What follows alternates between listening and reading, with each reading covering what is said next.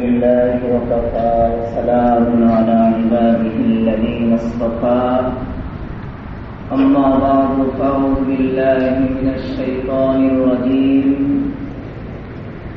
بسم الله الرحمن الرحيم يوم لا ينفع مال ولا بنون إلا من أتى الله بقلب سليم وأزلفت الجنة للمتقين وبرزت الجحيم للغاوين وقال رسول الله صلى الله عليه وسلم إن في الجنة لمضغة فإذا صلحت صلح الجسد كله وإذا فسدت فسد الجسد كله ألا وهي القلب أو كما قال عليه الصلاة والسلام اللهم صل على محمد وعلى آل محمد كما صليت على إبراهيم وعلى آل إبراهيم إنك حميد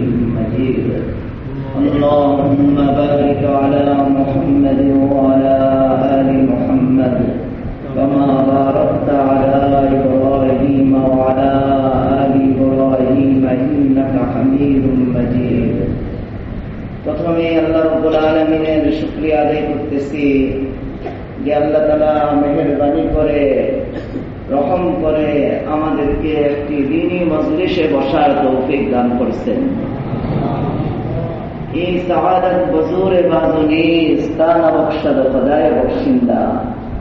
কিছু দিনের কথা বলতেছি, কিছু দিনের কাজ আল্লাহ আমাদের দ্বারা করায় নিতেছে। মাদ্রাসায় পড়াইতেছি, পড়তেছি, কুরআন হাদিসের কিছু খেদমত আল্লাহ আমাদের করাইতেছেন। আমাদের আকাবিরগণ বলেন এগুলি কোনোটাই আমাদের শরীরের জোরে, মেধার জোরে, জনবলের জোরে আমরা করতেছি না, টাকার জোরে আমরা করতেছি না। তানা বখশাদ খোদায়ে বখশিন্দা। যতক্ষণ পর্যন্ত আল্লাহ তাআলা কোনো বান্দার উপরে রহম না করে, আল্লাহ তাআলা রহমতের দৃষ্টিতে যতক্ষণ পর্যন্ত বান্দার দিকে না তাকায়, ততক্ষণ পর্যন্ত বান্দা কোনো নেক আমল করতে পারে না। এই যে আমরা এখানে বসছি, ফিতনা ফাসাদের যুগ, চারোদিকে ফিতনা, চারোদিকে ফাসাদ, ঈমান বিধ্বংসী ফিতনা, আমল বিধ্বংসী ফিতনা, চারোদিকে চোখের গুনাহ, জবানের গুনাহ, কানের গুনাহ, আত্মিক গুনাহ। এই সময় আমরা মসজিদের মধ্যে বসে আছি।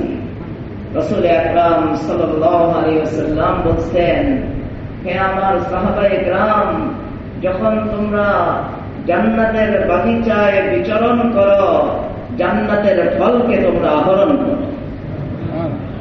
সাহাবায়ে কেরাম প্রশ্ন করছে, ইয়া রাসূলুল্লাহ মা রিয়াজুল জান্নাহ, জান্নাতের বাগিচা কি? জান্নাতের বাগিচা কোথায়? রাসূল আকরাম সাল্লাল্লাহু আলাইহি ওয়াসাল্লাম বলেন, হিলাকুজ যিকরি, জিকিরের মজলিস, যেখানে দ্বীনের আলোচনা হয়, যেখানে আল্লাহর আলোচনা হয়, ওই মজলিসগুলি হলো জান্নাতের বাগিচা। আল্লাহ আমাদের জান্নাতের বাগানে বসায় রাখছেন। এই যে আমরা মজলিসে বসে আছি, এতক্ষণ পর্যন্ত দামি কথা ওরা নরসিংদীর সব উলামায়ে কেরামের মুরব্বী, সরে তাজ মুফতি আজম বলা চলে নরসিংদীর, উনি বয়ান করছেন। আমি ওখানে থেকেও শুনছি, এখানে এসে বসেও শোনা শুনছি। আমাদের ওস্তাদদের সাথে উনি, আমার শিক্ষকদের সাথে উনি পড়ালেখা করছেন। আমি নরসিংদীতে পড়ি নাই, আমার কিতাবখানার পড়া শুরুই হয়েছে চট্টগ্রাম, মেখল, হাটাজারি। আমি যদি নরসিংদী পড়তাম, ওনাদের ছাত্র হইতাম। আমি হযরতকে বলছি, হুজুর আপনি সময় দিতে পারলে আসলে ভালো হয়। হুজুর চলে এসে কোন শর্ত নাই, কোন শরায়ত নাই, কোন রং ঢং নাই, এসে বয়ান করে দিচ্ছেন। কত দামি আলোচনা করছেন। আমরা এই সমস্ত দ্বীনি মজলিসে বসে আমরা আমাদের দিলকে তাজা করব। দিন দিন আমাদের অন্তরকে আমরা নষ্ট করে ফেলতেছি। আল্লাহ রাসূল সাল্লাল্লাহু আলাইহি সাল্লাম বলেন, قال رسول الله صلى الله عليه وسلم ইন্নাল্লাহা লা ইয়ানজুরু ইলা সুওয়ারিকুম ওয়া আমওয়ালিকুম ওয়ালাকিন ইয়ানজুরু ইলা কুলুবিকুম ওয়া আ'মালিকুম। আল্লাহ রাসূল বলতেছেন, হে আমার উম্মত, তোমরা জেনে রাখো, আল্লাহ তোমাদের সুরত, তোমাদের আকৃতি, তোমাদের সৌন্দর্যতা, কে মালওয়ালা, কে গরিব, কে মিসকিন, কে সুন্দর, কে অসুন্দর, আল্লাহ এদিকে তাকান না। আল্লাহ কোন দিকে তাকান? আল্লাহ রাসূল বলতেছেন, ওয়ালাকিন ইয়ানজুরু ইলা কুলুবিকুম ওয়া আ'মালিকুম। আল্লাহ শুধু কোন দিকে তাকায়? আল্লাহ রাসূল বলতেছেন, আল্লাহ শুধু মানুষের অন্তরের দিকে তাকায়। তোমার অন্তরে কি আছে, তোমার অন্তরের শুদ্ধ নিয়তটাকে শুধু আল্লাহ দেখবেন। আল্লাহ কোরআনে কারীমের মধ্যে বলছেন, লা ইয়ানালাল্লাহা লুহুমুহা ওয়ালা দিমাউহা ওয়ালাকিন ইয়ানালুহুত তাকওয়া মিনকুম। আল্লাহ বলেন, বান্দা, কোরবানির মৌসুমে তুমি কোরবানি করো, তুমি কত বড় গরু মহিষ উট কোরবানি করো, এটা আল্লাহ দেখেন না। আল্লাহ বলছে, এটা আমি দেখি না। আমি কি দেখি? আমি শুধু তোমার অন্তরের শুদ্ধ নিয়তটাকে আমি দেখি। এই জন্য আমাদের অন্তরকে শুদ্ধ করতে হবে। আল্লাহ রাসূল সাল্লাল্লাহু আলাইহি ওয়াসাল্লাম বলেন, قال رسول الله صلى الله عليه وسلم إن في الجسد لمضغة فإذا صلحت صلح الجسد كله وإذا فسدت فسد الجسد كله ألا وهي القلب أو كما قال عليه الصلاة والسلام। আল্লাহ রাসূল বলতেছেন, আমার উম্মত, তোমাদের এই শরীর 3.5 হাত বডি, এই 4 হাত বডির মধ্যে আল্লাহ তাআলা একটা গোশতের টুকরা তোমাদের বুকের মধ্যে রেখে দিয়েছেন। একটা গোশতের টুকরা আমরা হার্ট বলি, আরবিতে বলে কলব, অন্তর। আল্লাহ তাআলা একটা গোশতের টুকরা রেখে দিয়েছে। এই গোশতের টুকরার অবস্থাটা আল্লাহ রাসূল বলতেছেন, ফাইদা সলুহাল জাসাদু কুল্লু। তোমার বুকের মধ্যে যে একটা গোশতের টুকরা আছে ছোট্ট, যেটাকে অন্তর বলে, এই অন্তরটা যদি শুদ্ধ হয়ে যায়, তাহলে তোমার জীবনের সব আমল শুদ্ধ হয়ে যাবে। ওয়াইদা ফাসাদাত ফাসাদাল জাসাদু কুল্লুহু। আর তোমার অন্তর, তোমার বুকের মধ্যে যে ছোট্ট একটা গোশতের টুকরা, এটা যদি নষ্ট হয়ে যায়, এটা যদি হিংসা, বিদ্বেষ, কিনা, কপটের দ্বারা এটা যদি তুমি নাপাক করে ফেলো, তোমার জীবনের সব আমল বরবাদ হয়ে যাবে। আলা ওয়াহিয়াল কলবু।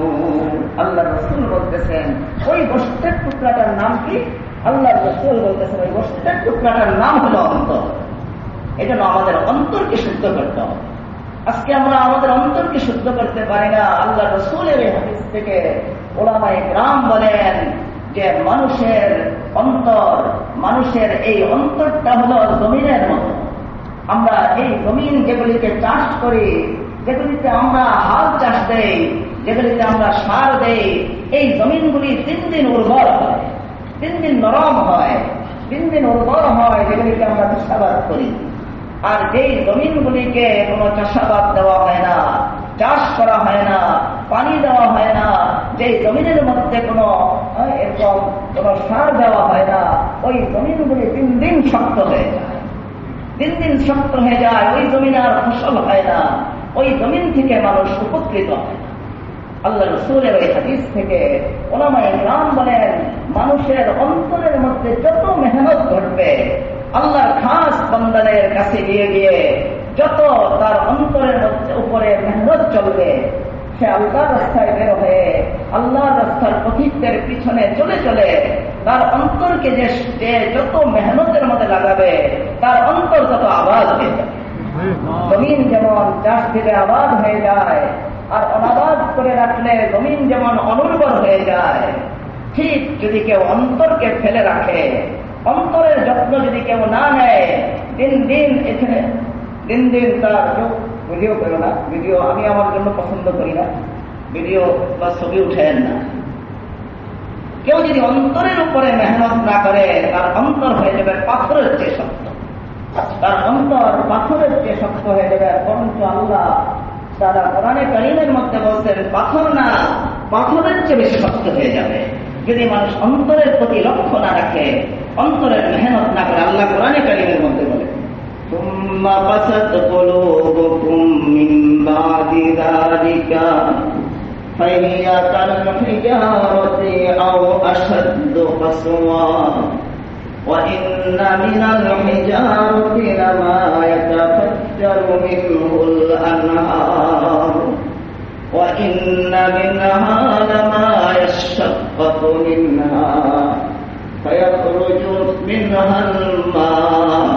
আল্লাহ কোরআনে কারীমের মধ্যে বলেন যে আমার বান্দা, মাটি তো এটাকে যদি চাষ না দেওয়া হয় মাটি শক্ত হয়ে যায়, আর তোমাদের যে অন্তর এটা তো এত শক্ত হয় মেহনত না করার কারণে, যে পাথর যেটা আছে এই পাথরের চেয়ে বেশি শক্ত হয়ে যায়। আমি তো পাথর সৃষ্টি করছি, আল্লাহ বলতেছেন যে এই পাথরগুলি অনেক সময় আমার ভয়ের পাথরগুলির থেকে ঝর্ণার আকারে পানি বের হইতে থাকে।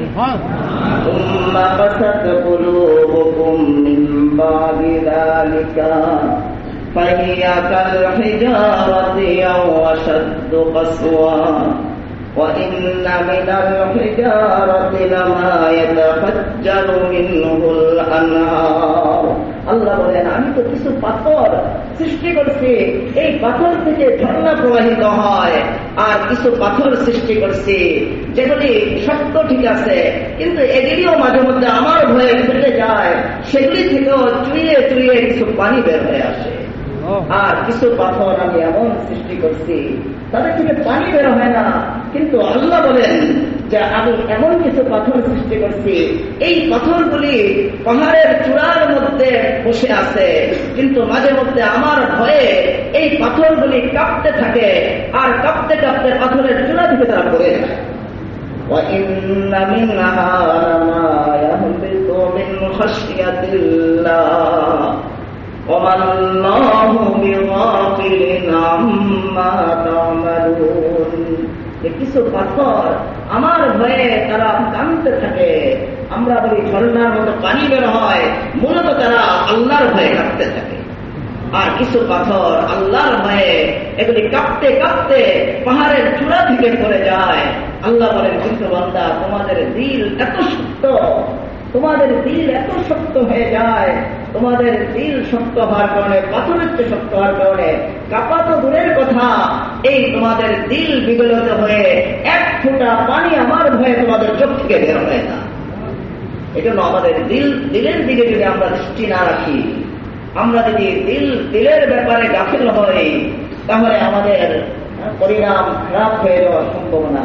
আমাদের আকাবিরগণ লিখছেন যে কোনো সময় মানুষ সারা জীবন দিনের খেদমত করছেন, সারা জীবন দিনের কাজ করে গেছেন, শেষ জীবনে এসে অনেকে গোমরা হয়ে পথভ্রষ্ট হয়ে গেছে, আলেমদের বিরুদ্ধে বিভিন্ন আজে বাজে উক্তি, আজে বাজে কথা বলে জীবনকে শেষ করে দিচ্ছে। আমি শুনলাম কিছু কিছু ইংরেজি শিক্ষিত ভাই, তারা তাদের সিমেন্টের দোকানে, রডের দোকানে বসে বসে তারা মজমা করে আর বলে হাফিজ জি হুজুর উনি গোমরা হয়ে মারা গেছেন। তারা হোসেন আহমদ মাদানী রহমতুল্লাহ আলাইহিকে গোমরা বলে, তারা আমাদের শামসুল হক ফরিদপুরি রহমতুল্লাহ আলাইহিকে গোমরা বলে। যারা একটু রাজনীতি করছে তাদেরকেই বলতেছে কাফের, গোমরা বলে। এই বলাটা ঠিক হইতেছে বলেন? আল্লাহ হয়তো এমন নারাজ হবে, আপনি তো সিমেন্ট ব্যবসায়ী, রড ব্যবসায়ী, আপনার কিন্তু এনে উর্দু খানারও নাই। আমি যদি ভুল করি মৌলানা সাহেব বসা আছে, আমাকে লোকমা দিতে পারবে, না হলে এখানে 100 উপরে আলেম আছে, একমাত্র শুধু এক স্টাফকে পুরো আসছে এখানে বসা। আমি যদি ভুল বলি আপনারা লোকমা দিতে পারবেন। কেউ গণতান্ত্রিক তরিকায় ভোট দিলেই কিন্তু সে কাফের হয়ে যায় না।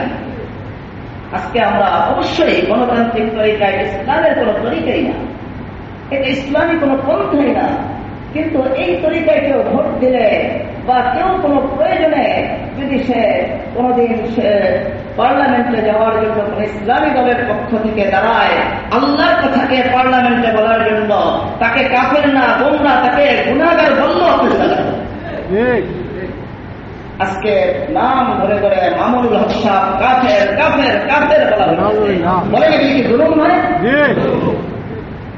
তাদের পরিণাম কিন্তু ভালো হবে না। আজকে মসজিদে বসে আমরা বলতেছি তাদের পরিণাম হয়তোবা এখানে বসে আছে মৌলানা সাহেব তাদের পরিণাম দেখে যাবে, আমিও ইনশাল্লাহ তাদের পরিণাম দেখে যাব যদি তারা তওবা না করে।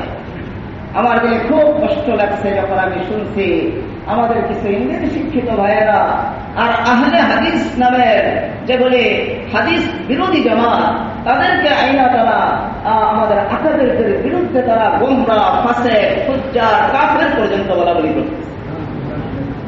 এগুলি থেকে আমাদের তওবা করা উচিত। শাইখ আন্দলুসি আব্দুল্লাহ আন্দলুসি রহমতুল্লাহ আলাইহি 1 লক্ষ হাদিসের হাফেজ, 1 লক্ষ হাদিসের হাফেজ শাইখ আব্দুল্লাহ আন্দলুসি রহমতুল্লাহ আলাইহি, বর্তমানে নাম হল স্পেন। এই স্পেনের উনি বড় শাইখ ছিলেন, বড় উনি বুজুর্গ ছিলেন, আল্লাহর ওলি ছিলেন এবং সবচেয়ে বড় মুহাদ্দিস ছিলেন। 1 লক্ষ হাদিসের হাফেজ। আমাদের দুনিয়া 500 হাদিস মুখস্থ নাই, আর ওনাদের 1 লক্ষ হাদিসের হাফেজ। তারপরে স্পেনের সবচেয়ে বড় মসজিদের খতিব, হাজার হাজার মাদ্রাসার পরিচালক, উনি হজের সফরে গিয়েছেন। কোথায় গিয়েছেন বলেন? কোন সিনেমার সফরে নাকি? কোন সফরে? হজ করতে গিয়েছেন। আর ওই সময় হজের সফরে যাওয়ার জন্য ওনার সাথে কে আছে?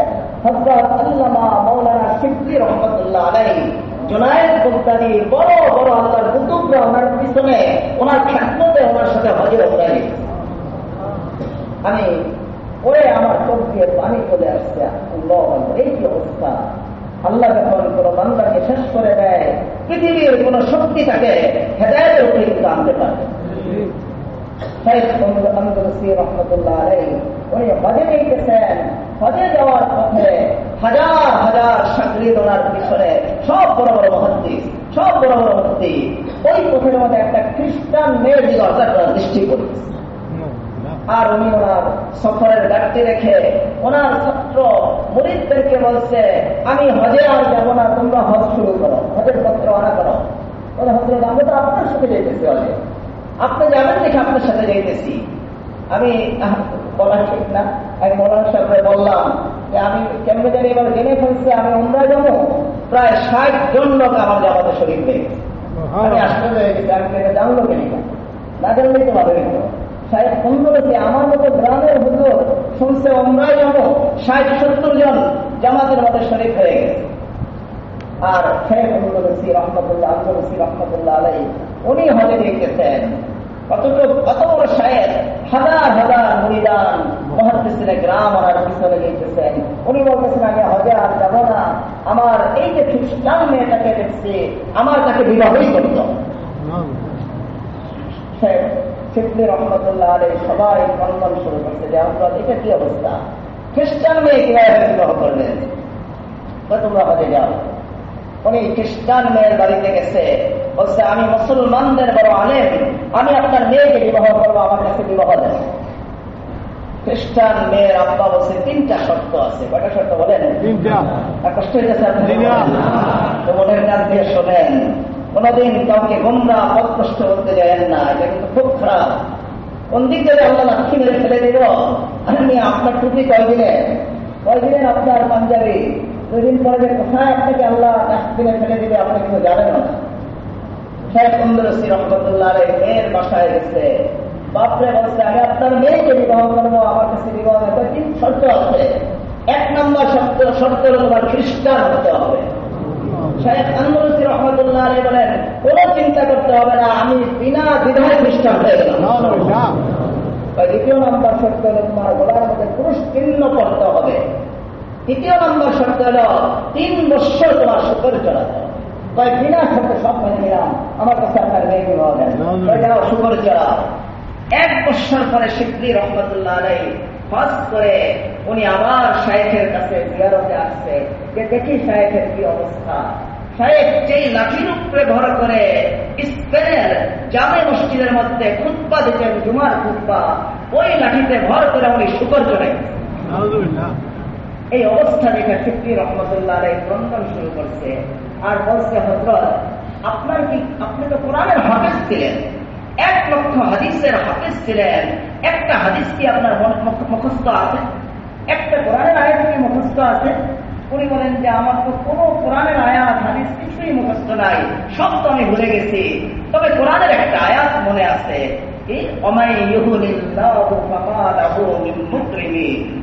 আল্লাহ যদি কাউরে বেইজ্জত করে পৃথিবীর কেউ তার ইজ্জত দিতে পারে। আল্লাহ যদি কাউকে বেদিন বানায় দেয়, আল্লাহ যদি কাউকে দিন হারা করে দেয়, তার মুখ দিয়ে তখন বেরোইব হাফিজ হুজুর গোমরা, নাউযুবিল্লাহ বলেন।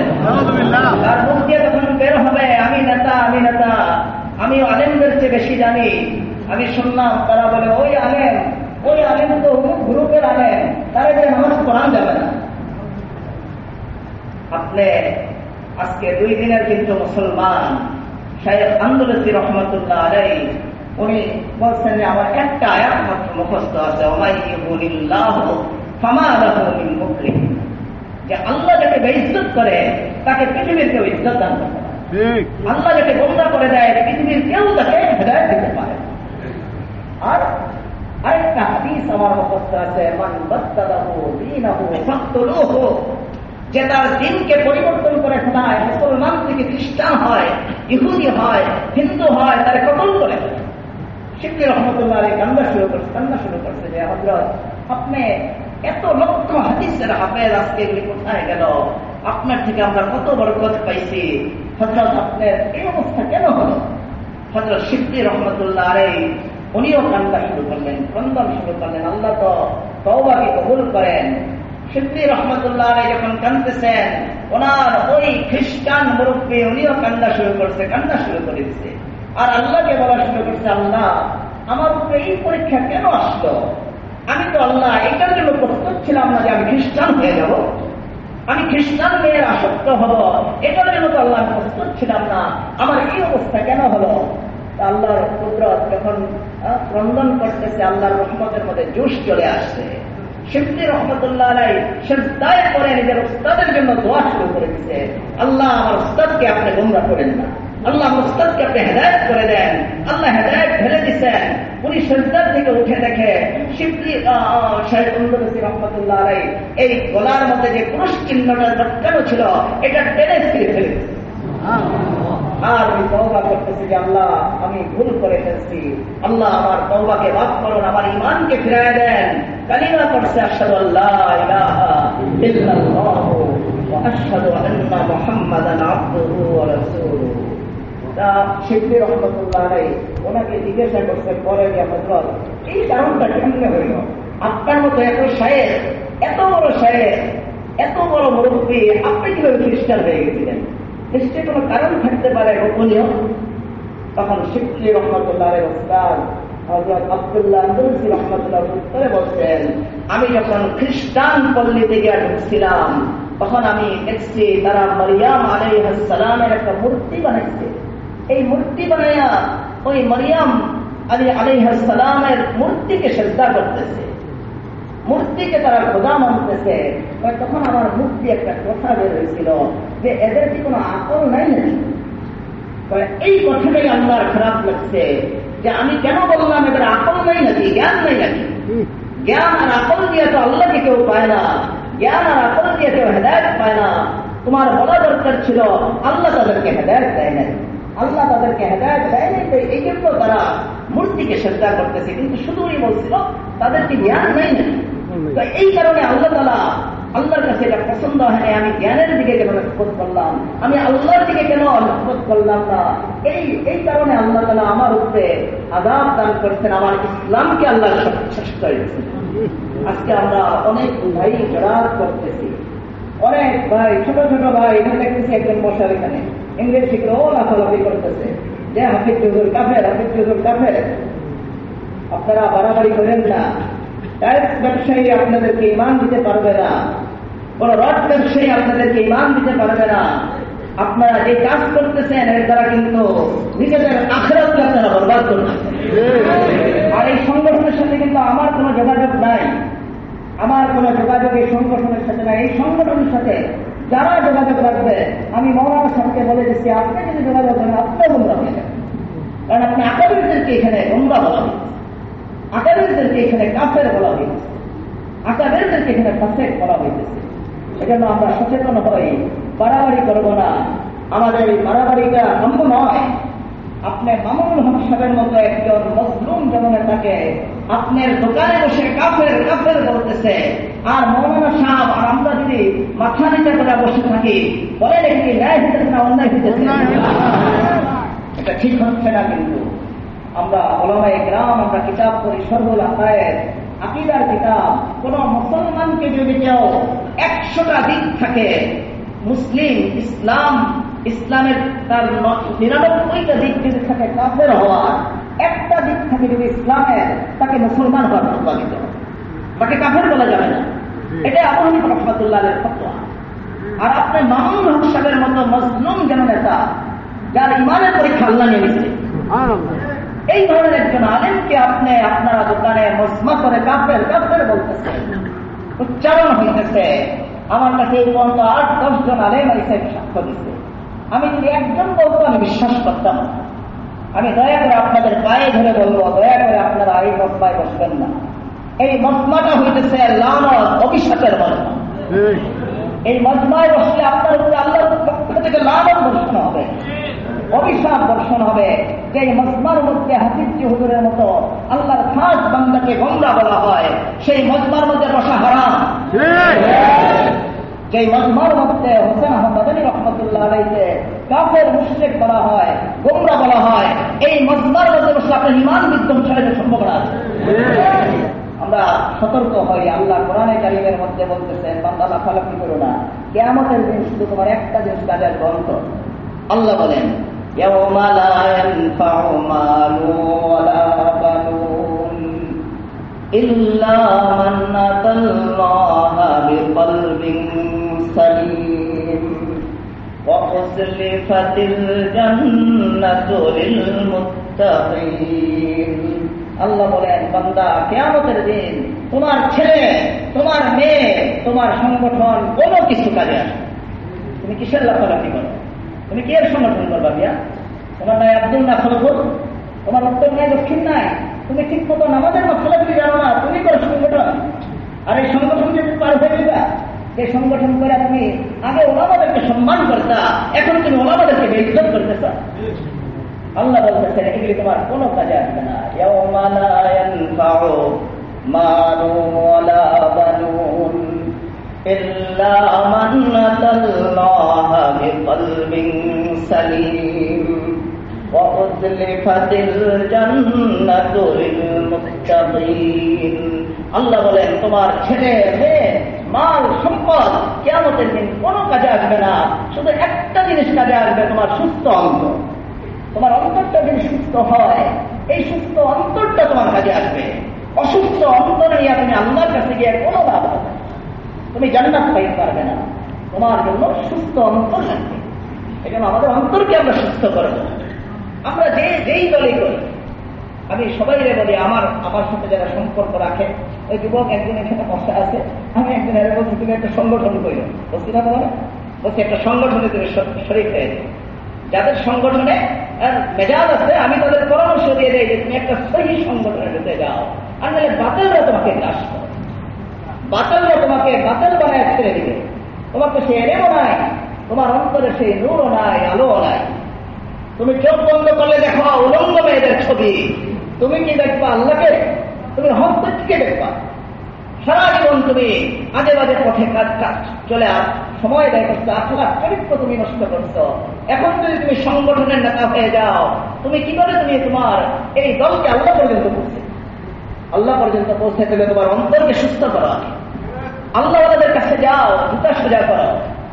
সংগঠন এত করতে হয় না। সাহাবায়ে কেরাম তেমন সংগঠন করে নাই। সংগঠন ছাড়াই যখন আল্লাহ রসুলের পক্ষ থেকে ডাক আসছে জিহাদের, একজন সাহাবী পিছিয়ে ছিল। তাদের কোন সংগঠন ছিলেন বলে? কোন আলাদা সংগঠন? বিলকুল ফজলের আল্লাহ রসুলের আগের সংগঠন, সবার এক সংগঠন, মুহাম্মদ রাসূলুল্লাহ সাল্লাল্লাহু আলাইহি ওয়াসাল্লামের দল। আমরা এই ব্যাপারগুলি খুব ভালো করে বুঝবো। আমাদের অন্তরকে আমরা শুদ্ধ করব, অন্তর অশুদ্ধ করব না, অন্তরকে নষ্ট করব না। আমাকে একজনে বলল যে হুজুর, আপনার কিছু কিছু মাদ্রাসা শাখার মধ্যে পর্যন্ত এই সংগঠনের লোকরা গিয়ে ঢুকে আমাদের এই শিক্ষক বলিরে আপনার ব্যাপারে ভুল ধারণা দিচ্ছে। আমি আশ্চর্য হয়ে গেলাম।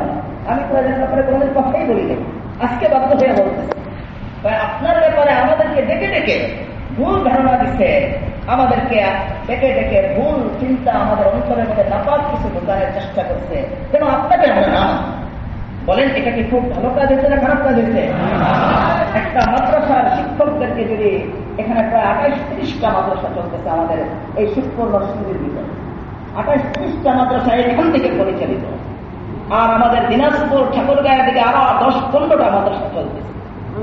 আমরা এই মাদ্রাসাগুলি চলতেছি। আপনারা যদি কোনো সংগঠনের পক্ষ থেকে মাদ্রাসার শিক্ষকদেরকে কান করা দিয়া অবাধ্য করার চেষ্টা করেন, এটা তো নিশ্চিত এটা কোনো আল্লাহর জন্য এই সংগঠন হয় নাই, নিশ্চিত এটা না ফাসাদের জন্য সংগঠন। এটা কোন সংগঠন? আমাকে কয়েকজন শিক্ষক এসে বলল হুজুর, আমাদেরকে ভুল বুঝানোর চেষ্টা করছে, আপনার ব্যাপারে অনেক খারাপ ধারণা দেওয়ার চেষ্টা করছে। এটা তো কোনোদিন কাম্য নয়। আপনার দিলকে আপনি পরিষ্কার করেন। আপনি কিসের ইসলাম, কিসের আপনি গায়ে, কিসের আপনি জিম্মাদার, কিসের আপনার কি কার চালাইবেন? নিজের চালানের আপনার ঘরকে আপনি দেখেন, আপনার ছেলে অবাধ্য আপনি খুঁজে দেখেন, ওই লোকটাকে দেখেন তার ঘর অবাধ্য, তার মেয়ে অবাধ্য। আমি বলা ভালো নয়, তার উপরে আরো বড় আযাব আসছে। আমি এবার নিয়ত করছি আল্লাহ রাসূলের রওজার পাশে গিয়ে আমি তার ব্যাপারে বলবো যে আল্লাহ, একজন টাইলস ব্যবসায়ী, একজন সিমেন্ট ব্যবসায়ী, তাদের আলেমদের বিরুদ্ধে তারা সংগঠন করে ওলামায়ে দেওবন্দদেরকে কাফের ফাসিক বলতেছে। তার যদি হেদায়েত থাকে আল্লাহ তাকে রক্ষা করো, আর যদি হেদায়েত না থাকে তাকে ধ্বংস করে ফেলে দেবে। আমার কথা আপনারা রাখিতেছেন, এখানে খুব বোঝার চেষ্টা করবেন। আপনারা এদিক সেদিক গিয়ে এক আলেম একজনের নাম শুনছেন, কি অমুক সাহেব, অমুক সাহেব। আমি শুনলাম তার মাদ্রাসার উর্দু খানার থেকে নিয়ে যাওয়া পর্যন্ত কোনো সার্টিফিকেট নেই, কোনো পড়ালেখা করেনি। কয়েকদিন বলে আরবের কোন শায়েখের লোক জেল খাচ্ছে, আরবের কোন এক শায়েখের লোকে জেল খানটারে কি শায়েখ বলা যায় নাকি বলেন? আরবের শায়েখের তো প্রস্তাব পায়খানা পরিষ্কার করলে এটাও ভালো হইত। আপনি জেল খাটছেন আরবের শায়েখের সাথে, আপনি শায়েখ নাম দিয়ে দিচ্ছেন। এটা পুরা আওয়াম নাস কতগুলি আকীদা বিশ্বাসকে নষ্ট করে দেওয়া, বরবাদ করে দেওয়া। আমরা আমাদের অন্তরকে শুদ্ধ করব, অন্তরকে বিদ্বেষ মুক্ত করব। এই আপনি এই সংগঠনটা করবেন না যদি আল্লাহর সন্তুষ্টি আপনার এই সংগঠনের মধ্যে না থাকে, উম্মতের উপরে কল্যাণকামিতা না থাকে, এই সংগঠন যাতে আপনি কোনোদিন সফল হতে পারেন। এই জন্য আমরা আল্লাহ কোরআনের কারীমের মধ্যে বলতেছেন যে তোমার ছেলে, মেয়ে, মাল, সম্পদ এটা তোমার কোনো উপকার করতে পারবে না যদি তোমার অন্তর সালিম না হয়, সুস্থ না। অন্তর সালিম হওয়ার আলামত কি? সবাই খেয়াল করে শুনি, আমার দিকে তাকাই আপনারা, না কষ্ট পেয়েছেন বলেন? অন্তরকে সালিম করতে হবে না, আমাদের সুস্থ অন্তর করতে হবে না? আকাবিরগণ লিখছেন সুস্থ অন্তরের 5টা আলামত আছে। কয়টা আলামত বলেন? সবাই নিজের অন্তরের দিকে তাকাবেন, এই আলামত গুলি আমার আছে কিনা।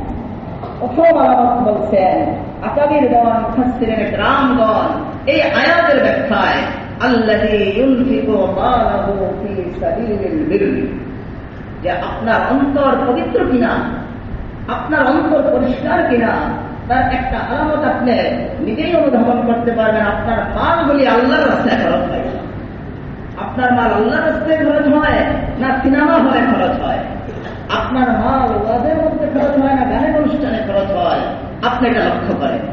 যদি দেখেন আপনার মাল আল্লাহর রাস্তায় খরচ হইতেছে, আপনার মাল ওয়াজ নসিহতে খরচ হইতেছে, আপনার মাল ওলামাদের পিছনে খরচ হইতেছে, আপনি আলহামদুলিল্লাহ বলেন যে আমার অন্তরকে আল্লাহ তাআলা সালিম করার যে আলামতগুলি আছে তার প্রথম আলামত আল্লাহ আমাকে দান করেন। আমাদের এই আলামতটা যে আমাদের যে সম্পদ আল্লাহ দিচ্ছেন, কম হোক বেশি হোক, তার থেকে আমরা অল্প অল্প আল্লাহর রাস্তায় দান করবো ইনশাআল্লাহ। তাহলে বোঝা যাবে যে আমাদের অন্তর পরিষ্কার হইতেছে, কলবে সালিম আমার অর্জন হইতেছে। আর যদি আমায় দান করতে না পারি বা দান করি খারাপ জিনিসটা দান করি, তাহলে বোঝা যাবে আমার অন্তর পরিষ্কার হয় নাই। আপনি কাঁটাবনের মিষ্টি আসছে বাড়িতে, আবার ওই শীতপুরের একটা দোকানের মিষ্টিও আসছে, একটা হলো 80 টাকা কেজির, আরেকটা হলো 250 টাকা কেজি। আপনি স্ত্রীকে বলতেছেন ওই 80 টাকা কেজির মিষ্টিটা আশেপাশে গরিবদেরকে দান করে দাও, কাঁটাবনের মিষ্টিটা ফ্রিজের মধ্যে রেখে দাও। আপনার অন্তর সলিম হয় নাই। আল্লাহ কোরআনে বলেন, লান তানালুল বিররা হাত্তা তুনফিকু মিম্মা তুহিব্বুন ওয়া মা তুনফিকু মিন শাইইন ফাইন্নাল্লাহা বিহি আলীম। আল্লাহ বলতেছেন, বান্দা, তোমার যে প্রিয় বস্তু আছে, তোমার যে প্রিয় আসবাব আছে, আমাদের কারো কাছে প্রিয় হলো তার ঘর, আমাদের কাছে কারো প্রিয় হলো তার জমিন, কারো কাছে প্রিয় হলো তার হুন্ডা, কারো কাছে প্রিয় হলো তার কোনো খানা। আল্লাহ বলতেছেন, লান তানালুল বিররা হাত্তা তুনফিকু মিম্মা তুহিব্বুন ওয়া মা তুনফিকু মিন শাইইন ফাইন্নাল্লাহা বিহি আলীম। আল্লাহ বলতেছেন, আমার বান্দা, যতক্ষণ পর্যন্ত তোমার প্রিয় জিনিসটা আমার রাস্তায় তুমি খরচ করতে না পারবা, ততদিন পর্যন্ত তুমি কল্যাণের নাগাল পাইবা। আমরা অপ্রিয় জিনিস দান করে দেই, ওই কম দামি মিষ্টিটা গরিবকে দেই, কাঁটাবনের মিষ্টি, ফুলকলির মিষ্টি আমরা ফ্রিজে রেখে দিই। আমাদের উচিত হলো, যদি ফুলকলির মিষ্টিটা আমার প্রিয় হয়, তাহলে ওই শিবপুরের 80 টাকার মিষ্টিটা ঘরের লেগে রাখলেন, আর আল্লাহ সন্তুষ্টির জন্য সপ্তাহে 1-2 দিন হলেও আপনি ওই কাঁটাবন ফুলকলির মিষ্টিটা প্রদান করেন। তাহলে আপনার বোঝা যাবে আপনার অন্তর ছাড়িয়ে হয়েছে। এই আয়াতটা যখন নাযিল হয়েছিল, তখন হযরত রাসূল আকরাম সাল্লাল্লাহু আলাইহি ওয়াসাল্লামের সাহাবাদের মধ্যে এক বিশাল এক ধাক্কা লেগে গেছে। হযরত আবু তালহা আনসারী রাদিয়াল্লাহু তাআলা অনেক বড় ধনী সাহাবী ছিল। একেবারে মদিনার মসজিদে নববীর পাশে ওনার বিশাল বাগান ছিল, খেজুরের বাগান, আর এইটার মধ্যে একটা ওনার কুয়া ছিল, বীর হা।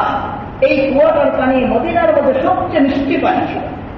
তো এই আয়াত যখন নাযিল হয়েছে যে প্রিয় বস্তু দান করো, তাহলে তুমি আমার সন্তুষ্টির নাগাল পাইবে, আবু তালহা আনসারী রাসূল আকরাম সাল্লাল্লাহু আলাইহি ওয়াসাল্লামের কাছে আসছে যে, ইয়া রাসূলুল্লাহ, আমার জীবনের সবচেয়ে প্রিয় হলো এই বাগানটা, আর এই বাগানের কুয়াটা, কুয়ার পানিটা আমার খুব প্রিয়।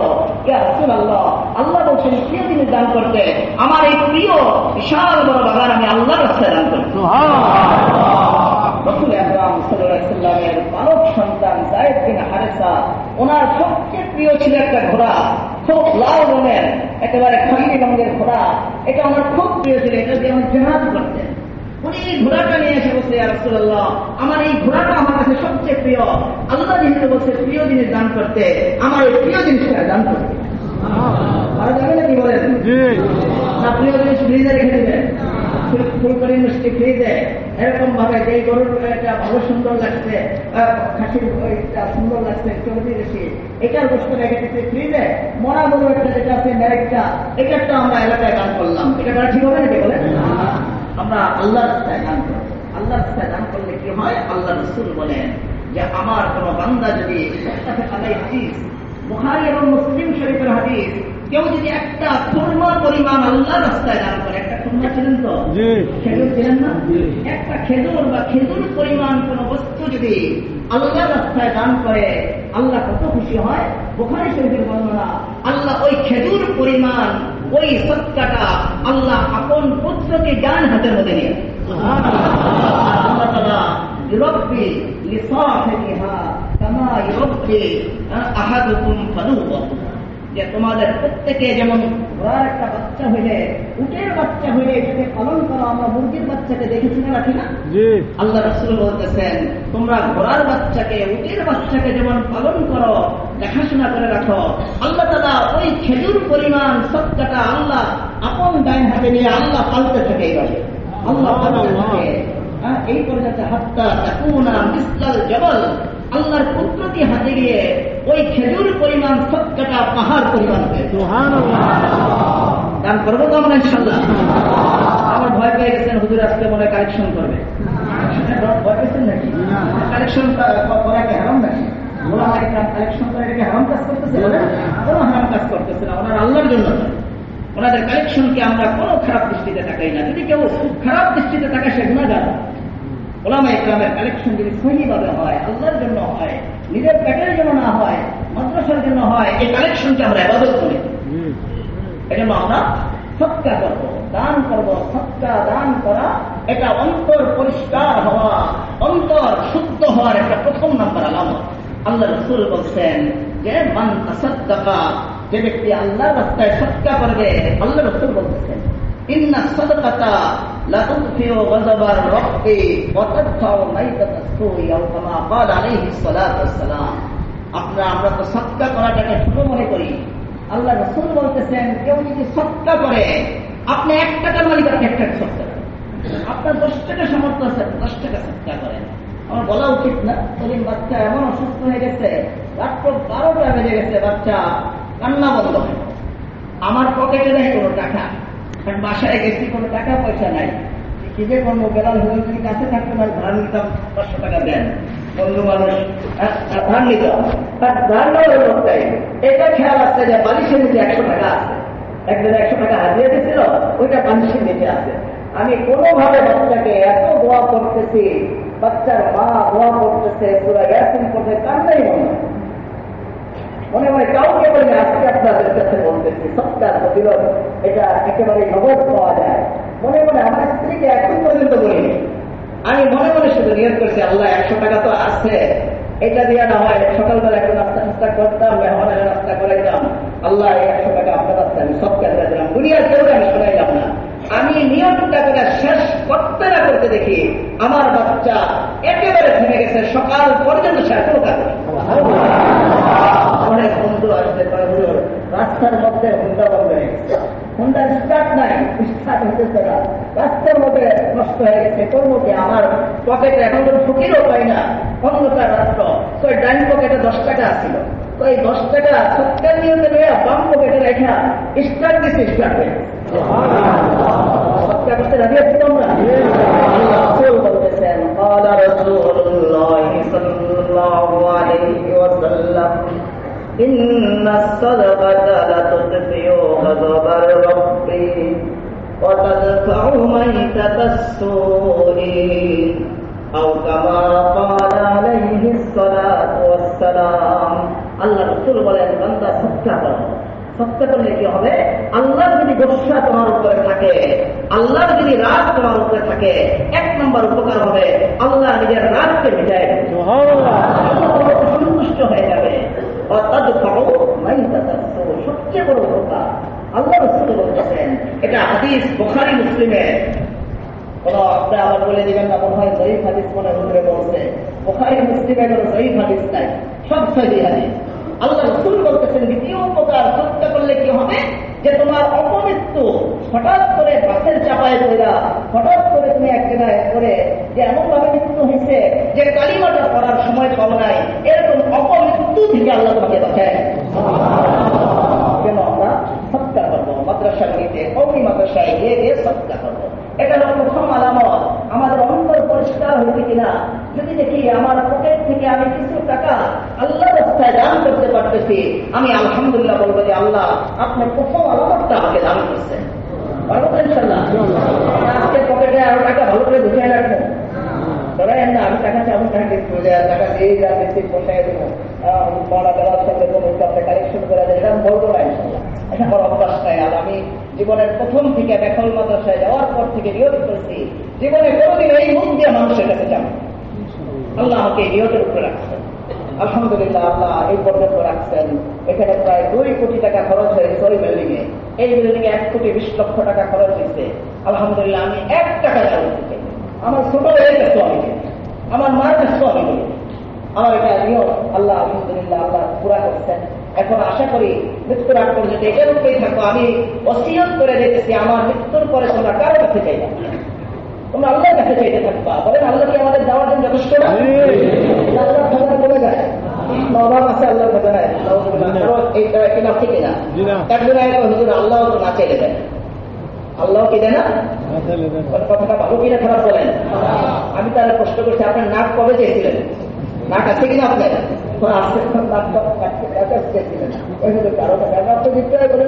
আল্লাহ না চাইলে দেয় না, নাক কাটিয়ে দিচ্ছে, আল্লাহ আপনি চাইছিলেন নাকি? দুইটা তত্ত্বটাকে বলতেছি, আপনি একটা চাইছেন নাকি? একটাও চাইনি, আল্লাহ সব এটা দিয়েছে না। এটা বলা দরকার যে আল্লাহ না চাইলেও দেয়, চাইলে আরো বেশি দেয়। এটা সত্য কথা। আল্লাহ না চাইলেও চাইলে আরো পারবো ইনশাল্লাহ। এটা যদি বলি যে না চাইলে আল্লাহ দেয় না, আমাদের ইমান কষ্ট হয়ে যাবো। চোখ চাইছিলাম নাকি? মুখ চাইছিলাম নাকি? হ্যাঁ, নাক চাইছিলাম, দাঁত চাইনি, কিছু চাইনি, আল্লাহ তো সব দিয়ে রাখছে, হার্ট দিয়ে রাখছে, কিডনি দিয়ে রাখছে। এটা কখনো বলা উচিত না, না চাইলে আল্লাহ দেয় না। দ্বিতীয় আলামত, কষ্ট হয়েছে নাকি বলেন? দ্বিতীয় আলামত আমাদের অন্তর পরিষ্কার কিনা। যে পরিষ্কার অন্তর না হলে জান্নাতে আল্লাহ ঢুকতে দিবে না। এর দ্বিতীয় আলামত হল আল্লাযী ইউরশিদু বানিহি ইলা সাবিলিল হক। যদি কোনো ব্যক্তিকে দেখা যায়, কোন মুসলমানকে দেখা যায়, সে তার ছেলেকে হেদায়েতের রাস্তায় চলায়, সে তার ছেলেকে গোমরাহির রাস্তায় চালায় না। যে রাস্তায় চললে ছেলে গোমরা হয়ে যাবে, কত কষ্ট হয়ে যাবে, সেখানে সে দেয় না, সে নিয়ে সোজা কওমি মাদ্রাসায় ঢুকাইয়া দেয়। বুঝতে হবে আল্লাহ তাআলা তার অন্তরকে পরিষ্কার করে। এটা আমাদের একটা বড় আলামত, আমাদের অন্তর পরিষ্কার হচ্ছে কিনা। এর বড় আলামত হল আমাদের এই যুবক ভাইদেরকে, আমাদের ছোট ছোট ছেলে মেয়েদেরকে আমরা মাদ্রাসায় পড়াইতেছি কিনা, কোরআন পড়াইতেছি কিনা, স্কুল কলেজে যে পড়াইতেছি, পড়ানো অবস্থায় তাদেরকে হেদায়েত দেওয়ার জন্য তবলিগে পাঠাইতেছি কিনা, তাদেরকে আলেমদের মজলিসে পাঠিয়েছি কিনা। যদি আমি স্কুলে পড়াই আমার ছেলেকে, কিন্তু আমি আমার ছেলেকে হেদায়েত দেওয়ার জন্য 3 জিল্লায় পাঠাইতেছি, 1 জিল্লায় পাঠাইতেছি, ওলামাদের মজলিসে পাঠাইতেছি, তাহলে বুঝতে হবে ইনশাল্লাহ আপনি যদিও আপনার ছেলেকে মাদ্রাসায় পড়ান নাই, আল্লাহ আপনার অন্তরকে সালিম করে দিচ্ছে। আমরা আমাদের অন্তরকে সালিম করব। এর একটা আলামত হলো ছেলে মেয়েদেরকে দিন শিক্ষা দেওয়া। আমাদের সব আম্বিয়া ইকরাম, ওলামা ও আম্বিয়া ইকরাম, ওনারা মারা যাওয়ার আগে ছেলেদের কাছ থেকে ওয়াদা নিতে যে বলো আমি মারা যাওয়ার পরে তোমরা কাকে মানবা, আমেরিকাকে মানবা না চীনকে মানবা না ভারতকে মানবা। আমাদের তো অবস্থা অন্যরকম। আমরা দলের মধ্যে বসলেই কেউ ভারতকে পূজা করি, কেউ চীনকে পূজা করি, কেউ আমেরিকাকে পূজা করি, কেউ আপনাদের পূজা করতে রাজি। তখন এই তো আমার উপর আপনার রাগ হয় যে এটা আপনি কি করলেন। আগে ছিল ভারত পূজারি, এখন এসে যাবে আমেরিকার পূজারি। আল্লাহ মাফ করে আমাদের এই অবস্থা। আমাদের ছেলে মেয়েদেরকে আমরা দিনের রাস্তায় বলতে হযরত ইসমাঈল আলাইহিস সালাম মারা যাওয়ার আগে উনি ছেলেদেরকে যে ওসিয়ত করছেন আল্লাহ কোরআনে নাযিল করেছেন, وَكَانَ يَأْمُرُ أَهْلَهُ بِالصَّلَاةِ وَالزَّكَاةِ وَكَانَ عِندَ رَبِّهِ مَرْضِيًّا। আল্লাহ বলেন আমার বান্দা ইসমাঈল, আমার বান্দা ইব্রাহিম, তারা তাদের সন্তানদেরকে, ছেলেদেরকে, মেয়েদেরকে, নাতিদেরকে, পুতিদেরকে তারা নামাজের আদেশ করছে, যাকাতের আদেশ করছে। তারা নামাজ যাকাত ঠিকমতো আদায় করে কিনা ছেলেরা এটার প্রতি গুরুত্ব দিচ্ছে। আল্লাহ তাআলার কাছে বাপের নসিহতের অনেক দাম বেশি। বাপ যদি ছেলেকে বসে বসে নসিহত করে আল্লাহ এত খুশি হন, আল্লাহ আরশে আযীম থেকে কান পেতে বাপের ওই নসিহতকে আল্লাহ নিজে শোনেন। আল্লাহ কোরআনে কারীমের মধ্যে বাপেরা, বড় বড় নবী ওলি, ওনারা ছেলেদেরকে নসিহত করছে, আল্লাহর কাছে এত ভালো লাগছে, আল্লাহ কোরআনে কারীমের মধ্যে নসিহত আদেশ করেছে। হযরত লোকমান হাকিম আলাইহিস সালামের নাম শুনেন না আপনারা? উনি জ্ঞানী লোক ছিলেন, অনেক বিজ্ঞ লোক ছিলেন। উনি ওনার ছেলেদেরকে নসিহত করছে বসে বসে, আর আল্লাহ তাআলার কাছে এত ভালো লাগছে, জমিনে বসে নসিহত করছে। আল্লাহ আরশে আযীম থেকে রাসূল আকরাম সাল্লাল্লাহু আলাইহি সাল্লামের উপর ওই নসিহতগুলি কোরআনের মধ্যে নাযিল করেছে। উনি ওনার ছেলেকে নসিহত করছেন, ইয়া বুনাইয়া লা তুশরিক বিল্লাহ ইন্নাশ শিরকা লাযুলমুন আযীম।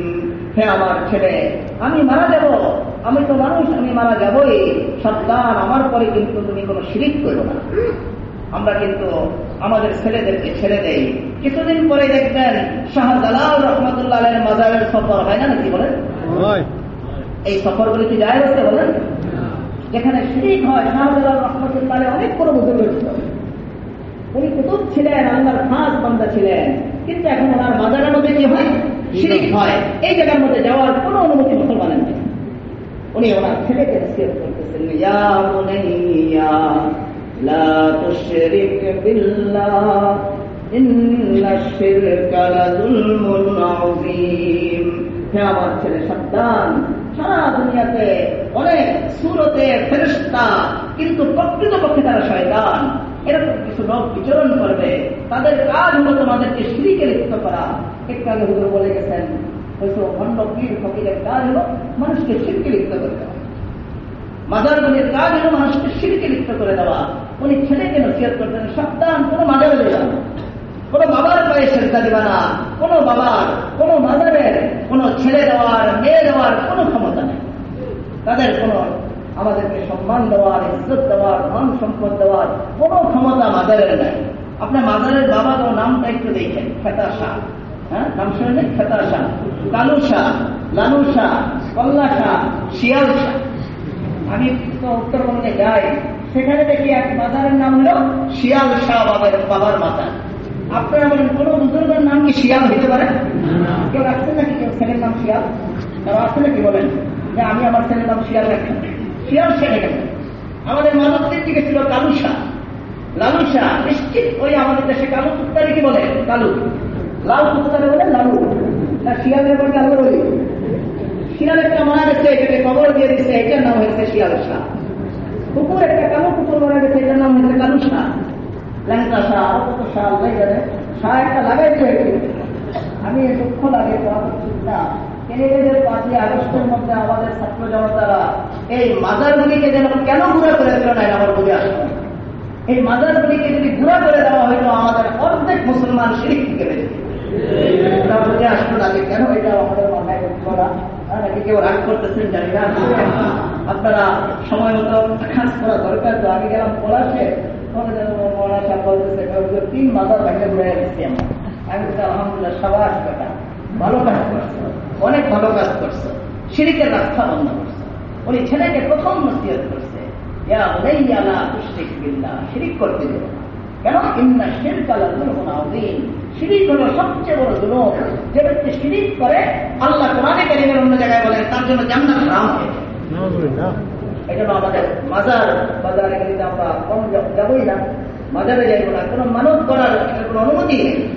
মানত করেন আমরা আল্লাহর জন্য, মানত শুধু করতে হয় আল্লাহর জন্য, কোনো মাজারে মানত করাই। ভান্ডারি, সান্ডারি, কত নামই তো জানি না, আটশিট, এদিকে 800 খুব ভক্ত ছিল। আলহামদুলিল্লাহ আল্লাহ কমাই দিচ্ছে, অনেক মেহনতের পরে অনেক কমে গেছে। আমরা 800 ভক্ত নাই, গরুই যায়। খুব আফসোস করছে, বুড়া বুড়া চাচারা এসে আমার প্রশ্ন করছে, ওদের মাধবদীপ থেকে আইলেন কি হবে? আপনি মাধবদীপে থাকতেন। আমি এক চাচারে জিজ্ঞাসা করলাম, আপনার কষ্ট হইতেছে চাচা কি কারণে? আপনার তো আমি জিলাপি খেতাম, আগে প্রত্যেক সপ্তাহে জিলাপি খেতাম, প্রত্যেক সপ্তাহে জিলাপি খেতাম।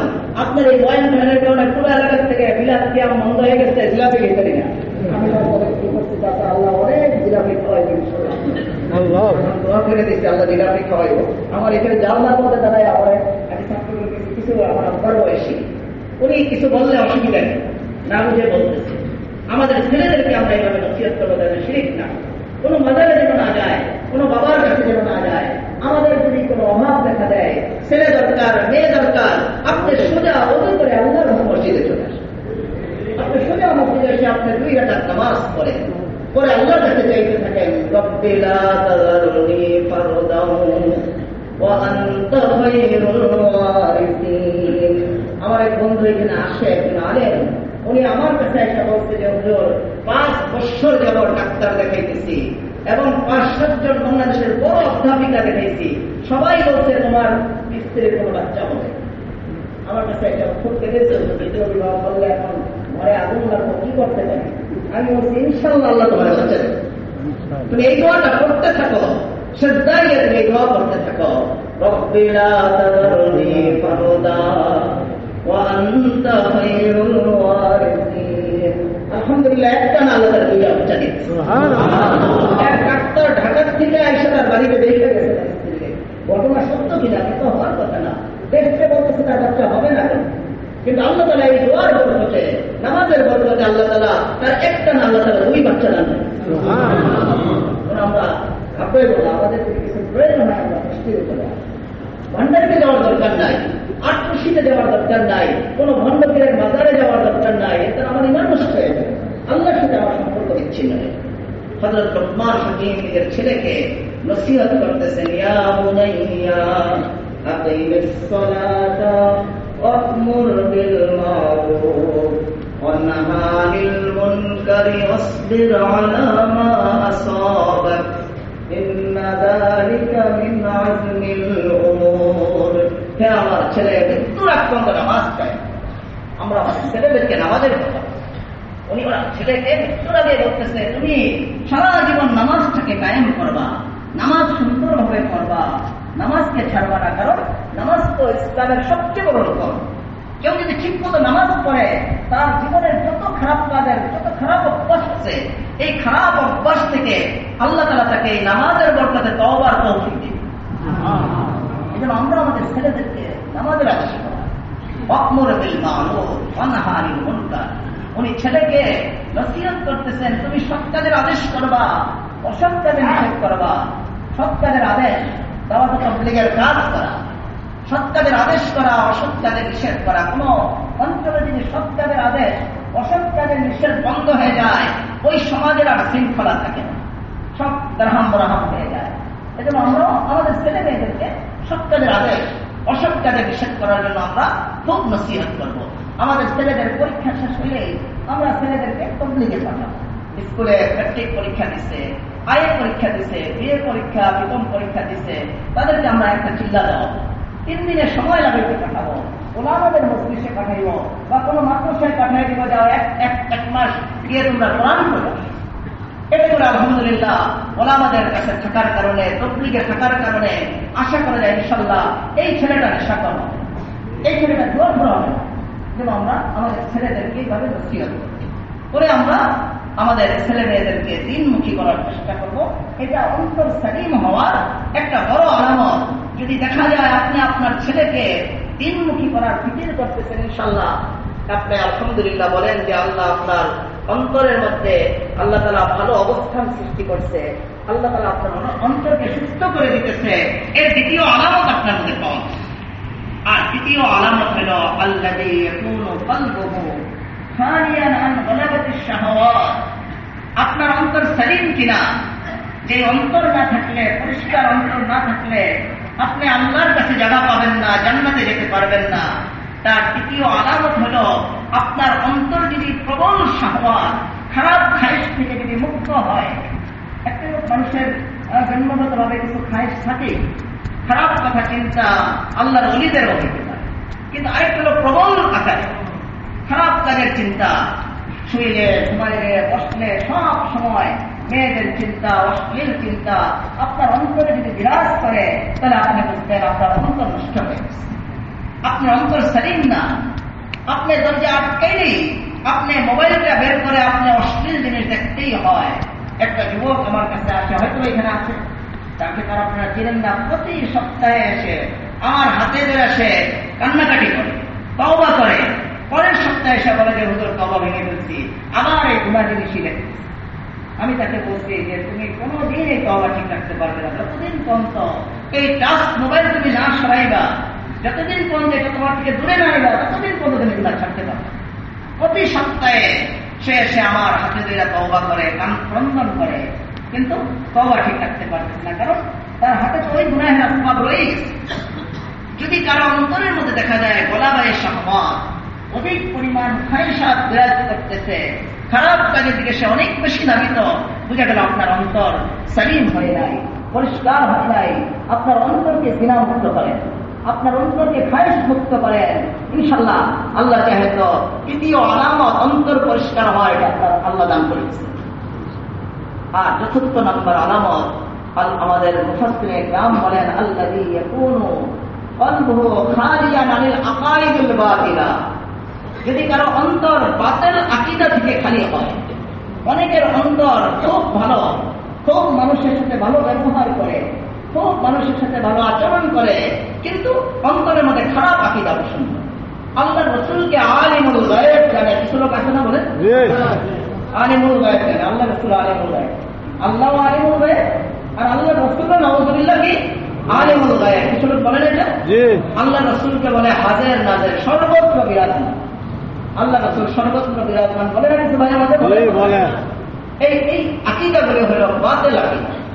আমাদের কিছু ভাই দেখবেন তারা দুরূদ শরীফ পড়ার সময় একটা চেয়ার, আগে ছিল এখানে আমরা ছোটকালে দেখছি একটা চেয়ার রাখে, শরীফ পড়তেছে, মিলাদ করতেছে, আবার একটা চেয়ার রাখে।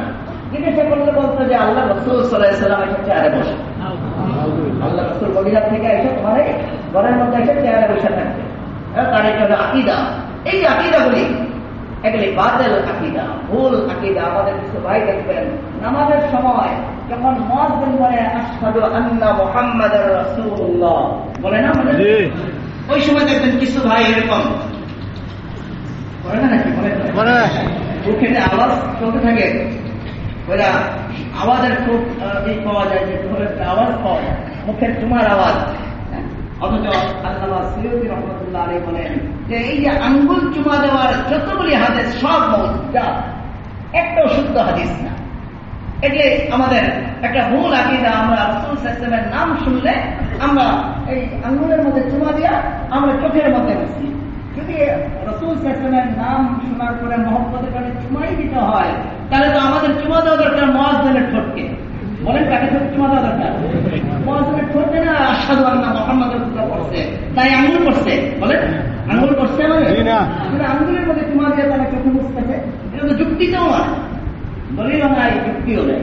যদি আপনি চুমাই দেন, আপনি দৌড়াই গিয়ে মুয়াজ্জিনের ঠোঁটের মধ্যে চুমা দিয়ে দেন, আরেকটা থাপ্পড় পেয়ে আসে, মুয়াজ্জিন আগে থাপ্পড় দিয়ে দিতে পাগল নাকি আমার ঠোঁটের মধ্যে চুমা দিন। আপনার যদি মনেই চায় আপনি মুয়াজ্জিনের ঠোঁটে চুমা দেন। এই যে আমাদের বাতিল আকীদা, আমাদের বাতিল আমল আমাদের অন্তরের মধ্যে বহু বিরাজ করতেছে। কিছু ভাই দেখবেন আযানের আগে দিয়া হাদিসের মধ্যে আসছে আল্লাহ রাসূল বলেন যে আযানের পরে যারা দুরূদ শরীফ করবে, তারপরে আল্লাহুম্মা রাব্বা হাযিহি দাওয়াতি তাম্মায় দোয়া করবে, আল্লাহ রাসূল বলেন তার জন্য আমার শাফাআত ওয়াজিব হয়ে যাবে। আর আমাদের কিছু ভাইদেরকে দেখবেন তারা আযানের আগে যে আল্লাহ রাসূল বলছে আযানের পরে দুরূদ শরীফ করো, আর তারা কি করে আযানের আগে দিয়ে দুরূদ শরীফ পড়ে আসসালাতু ওয়াসসালামু আলা রাসূলুল্লাহ বলে তারপর আযান দেওয়া শুরু করে। বলেন এই কাজটা শুদ্ধ না অশুদ্ধ? আমাদের এই সমাজের মধ্যে অনেক এরকম ভুল আকীদা, ভুল আমল চলতেছে। যদি আমরা এই ভুল আকীদা, ভুল আমলগুলি ছাড়তে পারি, তাহলে বুঝে যাবে আমার অন্তর পরিষ্কার হইতেছে, আমার অন্তর সাফ হইতেছে। এই অন্তর দিয়ে আমি জান্নাত বুঝতে পারি। আর পঞ্চম নম্বর আলামত হল আল্লাযী ইয়াকুনু কলবুহু খালিয়ান আম্মা সিওয়াল্লাহ, যার অন্তর আল্লাহ ব্যতীত সব গায়রুল্লাহ থেকে পাক হয়ে যাবে, যে কোনো ডোনার আমার মাদ্রাসা করতে পারবে না। এই অন্তরের মধ্যে এই অবস্থাটা বিরাজ করতে হবে। আজকে আমাদের অন্তরের মধ্যে ডোনার ভাব এসে গেছে। আমরা ডোনার তালাশ করি, ডোনার তালাশ করে। আমার একজন জিজ্ঞাসা করছে যে আপনার ডোনারকে, আমি তো আসেন আর নামাজ পড়েন, তো আপনার নিশ্চয়ই কোনো বড় ডোনার আছে, আপনি গোপন করে আসছেন। আরে এই বিল্ডিং কেমন হয়েছে, ওই দোকানটা কেমন হয়েছে? আমি তো তাই আপনার নামাজের সময় রাগ উঠছে, তাকে ধমক দিবে, একটা সময় নেই, নামাজের সময় এখানে নামাজ পড়েন যাবে, নামাজ পড়তে কোনোদিন এত টাকা আসে না। এবারে ভাইয়া এটা আমার পিছু ছাড়ে না, মানে জবাব নিয়েই দেব, আমার ডোনার টাকাই হয়ে গেছে। তাকে করে আমি ধরে আমার রুমের মধ্যে ঢুকছি, আমি কোনো মিথ্যা বানিয়ে বলতেছি না। আল্লাহর কি কুদরত, ওদিন আসর থেকে মাগরিব পর্যন্ত প্রায় 40-50 হাজার টাকা মানুষরা দান করছে। সেই অবস্থা দেখে আসতে করে চলে গেছে, আমার বিষয়টা বল দিচ্ছে। আলহামদুলিল্লাহ, আপনার ডোনার কেউ নাই, আপনার ডোনার আল্লাহই আলহামদুলিল্লাহ। আমরা ডোনার তালাশ করি, অন্তর থেকে ডোনার বের করো, অন্তর থেকে গায়রুল্লাহকে বের করো। যদি তোমার অন্তরকে পরিষ্কার করতে চাও, তাহলে পঞ্চম নম্বর আলামত বলছে আল্লাযী ইয়াকুনু কলবুহু খালিয়ান আম্মা সিওয়াল্লাহ। তুমি যদি মনে করো আমার দেশ পরিচালনা করতে হলে ইন্ডিয়া লাগবে, তুমি যদি মনে করো আমার দেশ পরিচালনা করতে আমেরিকা লাগবে, তাহলে তোমার অন্তর সাফ হয়ে যায়। তুমি এই অন্তর দিয়ে আল্লাহ পর্যন্ত বুঝতে পারবে না। আমাদের আফগান ভাইদেরকে দেখেন, তারা আমেরিকাও নয় নাই, চীনও নেয় নাই, সারা বিশ্বের কোন দোয়াকেই তারা করে নেয়। সারা বিশ্ব সারা বিশ্বের কোন তারা এদিক সেদিক তাকাই নেই। এখন বিশ্ব আমাকে দিবে, আমাকে দিবে যে তোমরা ঠিক আছে, তোমরা একটা রাষ্ট্র, এই অনুভূতি যারা অপেক্ষাই করে নাই, তারা সবাই কেন বিদ্যা আঙ্গুল দেখে দেশ চালায় না। এই বছর কে দিচ্ছেন? এটাই বলতে আল্লাযী ইয়াকুনু কলবুহু খালিয়ান আম্মা সিওয়াল্লাহ। আমাদের মাদ্রাসা পরিচালনা করার জন্য আমাদের অন্তরে বসতে হবে। ডোনার একমাত্রকে বলেন। আমি আপনার বিরুদ্ধে কথা বলি নাই, আমি এটা আমাদের ইমান। এটা বললে অনেকে রাগ হয়ে যায়, কালেকশনের বিরুদ্ধে অনেক কথা বলছে। কালেকশনের বিরুদ্ধে আমার কোনো কথা নেই, আমি তো কালেকশনের পক্ষে কথা বলছি।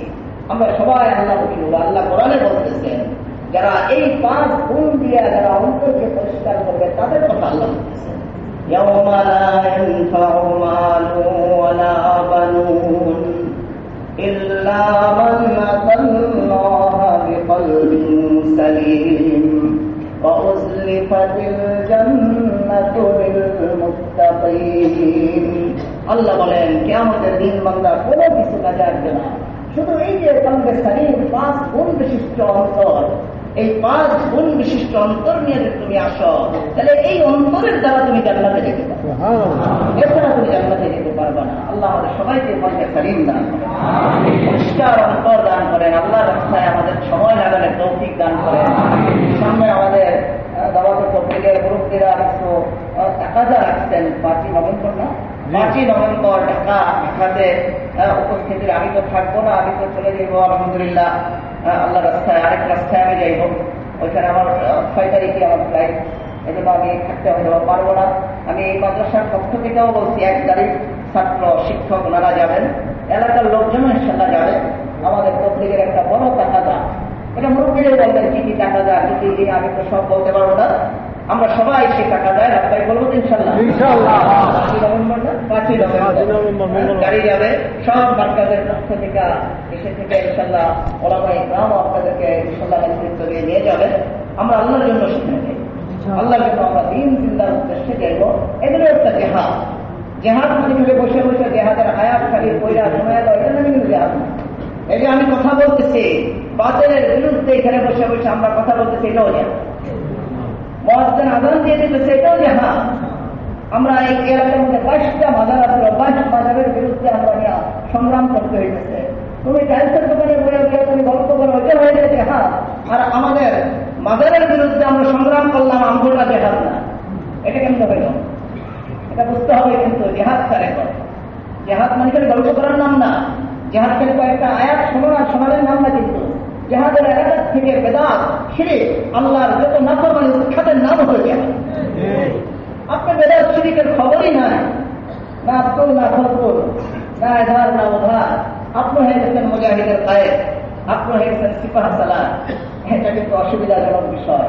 গোমরাহির বা আল্লাহর রাস্তা থেকে পড়ে যাওয়ার একটা আলামত চিনতে পারে।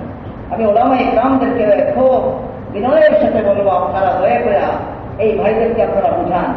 আপনারা যদি না বুঝান, আল্লাহ তাআলার কাছে আপনাদের জবাব দিতে হবে। আমি মৌলানা সাহেবরাও বলছি, যদি আপনি এটাকে আপনার হক কথা যদি প্রকাশ না করেন, তাহলে আপনার জবাব দিতে আমি কিন্তু ভয় পাই না, আমি বলে দিতেছি। তারপরে যদি এখন আমরা যদি এই সমস্ত ভুল পরামর্শের মধ্যে, ভুল মেহনতের মধ্যে শিরকত করি, এর জবাব আপনাদের আল্লাহর কাছে দিতে হবে। আমরা সবাই তওবা করবো, ইস্তেগফার করবো। আমার কারো উপরে কোনো নাই, রাগ নাই, গোসা নাই। এটা তো আকাবেদের উপরে গোমরাহির ফতোয়া দেওয়া হয়েছে। আপনারা আকায়েদের কিতাবগুলি করেন, কোন মুসলমানকে যদি কেউ গোমরা বলে, সে যদি গোমরা না হয়, এই গোমরাহি তার দিকে উঠে আসে। আপনি যদি কোনো মুসলমানকে, আল্লাহর কোনো বান্দাকে, কোনো আলেমকে আপনি কাফের বলেন, সে যদি কাফের না হয়, এই কুফরিটা আপনার দিকে ফিরে আসে, আপনার কাফের হয়ে যাবে। আপনি কিসের সংগঠন করেন? এই সংগঠন দিয়ে আপনি কি দিনটা নিজেই তো আপনার ইমান আছে কিনা, এটাই তো সংগঠন। সবাই খুব সতর্ক হবেন, জবানকে হেফাজত করেন, এদিক সেদিক কম কথাবার্তা যত সম্ভব কম বলা, মেহনতের মধ্যে লেগে থাকা, বিজ্ঞ আলেমদের পিছিয়ে চলে। বিজ্ঞ আলেমদের পিছিয়ে না চলে যে কোনো সময় পদস্খলন করবে, যে কোনো সময় পদস্খলন ঘটবে, যে কোনো সময় আমাদের থেকে বড় বড় দুর্ঘটনা ঘটে যাবে। আজে বাজে কথা মুক্তি বেরোবে, আজে বাজে আকিদা আমাদের এসে যাবে। অনেক ছোটখাটো আলেম তারা দেখবেন আপনার সাথে বসে বসে হয় আমাদের হুজুররা বলতে যায়, সব কথায় হয় করে বুঝবা তার জ্ঞান কম। সব কথাটা হয় এটা ঠিক, আবার এটা কিন্তু হয় এটাও ঠিক। সব জায়গায় ঠিক, বুঝবা সেই ঠিক, তার জ্ঞানের অভাব আছে। তার জ্ঞান যদি মোকাম্মল হইত, সে এরকম ইংরেজি শিক্ষিত লোকদের কথা হয় এগুলি সবাই বুঝবেন, বুঝলে ভালো হবে। আর না হলে তো বড় ধরনের বিপর্যয় হবে, বিশাল একটা ফাঁসের আকিদার একটা গ্রুপ জমাবে। আল্লাহ আমাদের সবাইকে বুঝদান করে। এই বয়ান থেকে আমরা যেটা সহি কথা, এটা গ্রহণ করার তৌফিক দান করে, আল্লাহ তৌফিক দান করেন। আমার কথা যদি ভুল হয় আল্লাহ ক্ষমা করেন। আমার কোনো ব্যক্তির উপরে কোনো বিদ্বেষ নাই, কোনো ব্যক্তির উপরে আমার কোনো সংগঠনের উপরে আমার কোনো বিদ্বেষ নাই। শুধু আল্লাহর জন্য বলে দিলাম, আমরা এই আকিদাটা খারাপ আকীদা এবং এটা মুসলমানের আকীদা হইতে পারে না। আকাবেরদেরকে আমরা কাফের বলবো না, ওলামায়ে কেরামকে আমরা গুমরাহ বলবো না। আপনি নিজের আখিরাতের কথা চিন্তা করেন। আল্লাহ তাআলা এই মাহফিলকে কবুল করেন। আল্লাহ তাআলা আমাদের সমস্ত গুনাহ থেকে মাফ করে দেন, আমাদের মধ্যে ইত্তেফাক দান করে দেন, আমাদের সব ধরনের গুনাহ থেকে বাঁচার আসবাব আল্লাহ মাহিয়া করে দেন। সারা বিশ্বের মুসলমানদের উপর আল্লাহ রহম ফরমান, খাস করে ফিলিস্তিনের মুসলমানদের উপর রহম ফরমান, লেবাননের মুসলমানদের উপর আল্লাহ তাআলা রহম ফরমান, কাশ্মীরের মুসলমানদের উপর রহম ফরমান, আফগানের মুসলমানদের উপর রহম ফরমান, আমাদের দেশের উপর আল্লাহ তাআলা রহম করেন। আমাদের দেশের মধ্যে আল্লাহ তাআলা ইসলামী হুকুমত বাস্তবায়ন করেন। আল্লাহ দ্বীনকে আল্লাহ জিন্দা করে দেন। খেলাফতের এই নাহাজ তরিকা রাসূলের যুগে, সাহাবীদের যুগে, ওমর রাদিয়াল্লাহু তাআলা আনহুর যুগে যে খেলাফত পরিচালনার যে তর্জ তরিকা, আল্লাহ রাসূলের যে তর্জ, ওই তর্জ তরিকা আল্লাহ তাআলা আমাদের দেশে খেলাফত বাস্তবায়ন করেন। আমিন। সুবহানাল্লাহি ওয়া বিহামদিহি।